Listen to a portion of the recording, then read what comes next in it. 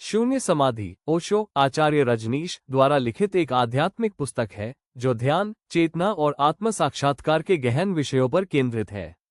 ये पुस्तक ओशो के प्रवचनों का संकलन है जिसमें उन्होंने जीवन के आध्यात्मिक आयाम और शून्यता की अवस्था को सरल और गहन तरीके से समझाया है।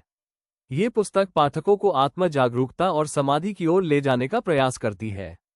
पुस्तक का केंद्रीय विचार है कि शून्यता ही समाधि का आधार है।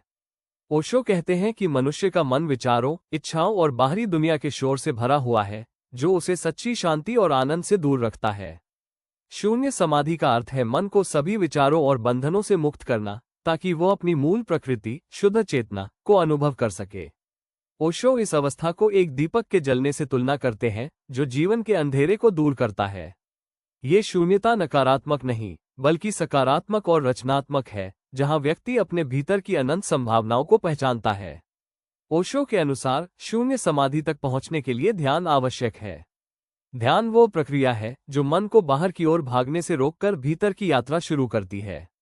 वे कहते हैं कि ध्यान में मन की गति धीमी होती है और व्यक्ति अपनी चेतना के साथ एकाकार हो जाता है। इस प्रक्रिया में व्यक्ति सामाजिक मान्यताओं, धार्मिक रूढ़ियों और अहंकार से मुक्त होता है।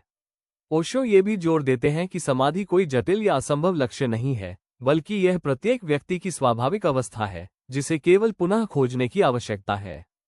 पुस्तक में ओशो आधुनिक मानव की समस्याओं जैसे तनाव, भय और असुरक्षा पर भी चर्चा करते हैं।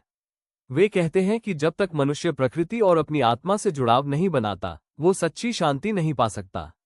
ये पुस्तक पाठकों को आत्मनिरीक्षण और ध्यान के माध्यम से जीवन के गहरे अर्थ को समझने के लिए प्रेरित करती है।